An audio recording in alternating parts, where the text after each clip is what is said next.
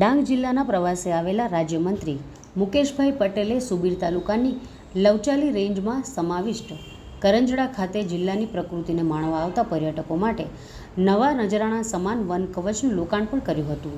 One કવચ એક એવી પદ્ધતિ છે જેની શોધ જાપાનીઝ વનસ્પતિ શાસ્ત્રી દ્વારા કરવામાં આવી છે, જેઓ છોડના ઇકોલોજી, બીજ અને કુદરતી જંગલોના અભ્યાસના નિષ્ણાંત છે. તેઓ અધોગતિશીલ જમીન ઉપર કુદરતી વનસ્પતિની પુનઃસ્થાપનાના નિષ્ણાંત તરીકે વિશ્વભરમાં સક્રિય છે, જે ટૂંકા સમયગાળામાં મૂળ પ્રજાતિના જંગલો બનાવવામાં મદદ કરે છે. આ પદ્ધતિમાં એક જ વિસ્તારમાં શક્ય તેટલું નજીક વૃક્ષોનું વાવેતર કરવામાં આવે છે, જે ન ફક્ત જગ્યા બચાવે છે પરંતુ વાવેતર કરેલા રોપાઓ એકબીજાની વૃદ્ધિ અને સૂર્યપ્રકાશને જમીન પર પહોંચવામાં પણ મદદ કરે છે તથા નીંદણના વિકાસને પણ અટકાવે છે. અગ્ર મુખ્ય વન સંરક્ષણ અને head of the forest force Gujarat રાજ્ય ગાંધીનગરની સૂચના મુજબ ઉત્તર ડાંગ વન વિભાગની લવચાલી રેન્જમાં આવતા કરંજડા ગામ નજીક RF કમ્પાર્ટમેન્ટ નંબર 27માં વન કવચ બનાવવામાં આવ્યું છે. આ વન કવચ કુલ 1 હેક્ટર વિસ્તારમાં ફેલાયેલું છે. અહીં કુલ 58 જેટલી વૃક્ષોની જાતોના 10,000 જેટલા રોપાઓનું વાવેતર કરવામાં આવ્યું છે. વન કવચના વૃક્ષો અંગે લોકોની સમજ માટે નકશા સાથે ટૂંકી નોંધની તકતીઓ પણ મૂકવામાં આવી છે.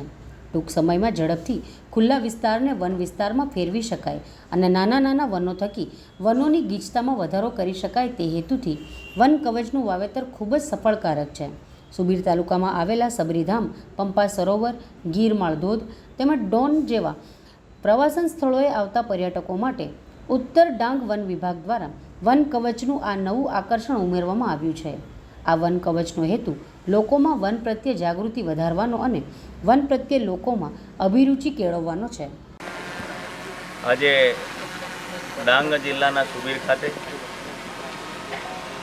વન કવચનું લોકાર્પણ કરવામાં આવ્યું છે. ગુજરાતની અંદર 85થી વધુ વન કવચો બની ચૂક્યા છે. આ વન કવચ એક જાપાનીઝ પદ્ધતિ જે 3 વર્ષની અંદર વૃક્ષોનો ગ્રોથ થાય. આ વન કવચ જે જાપાનીઝ પદ્ધતિ છે એનાથી 1 વર્ષની અંદર 3 વર્ષ જેટલા વૃક્ષોનો ગ્રોથ થાય છે.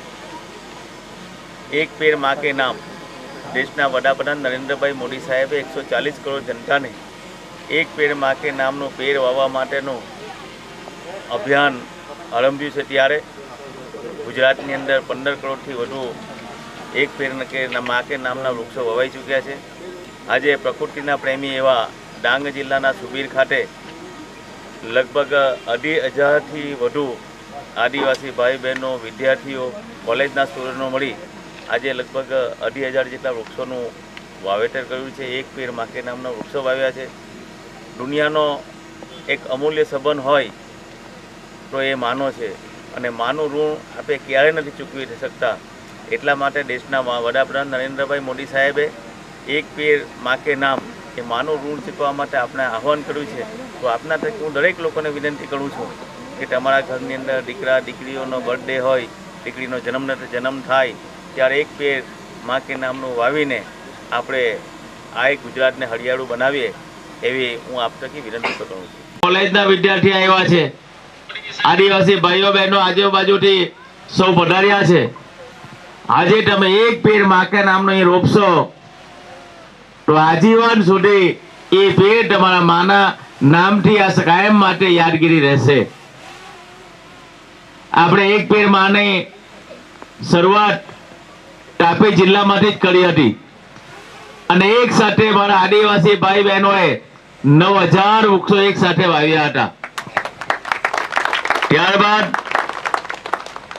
આ અભિયાન આપણે આગળ ચલાવીને અરવલ્લી ખાતે 12,500 જેટલા વૃક્ષો એક સાથે વાવ્યા અને ત્યારબાદ માંડવી ખાતે આપણે 3,000થી વધુ વૃક્ષો વાવ્યા.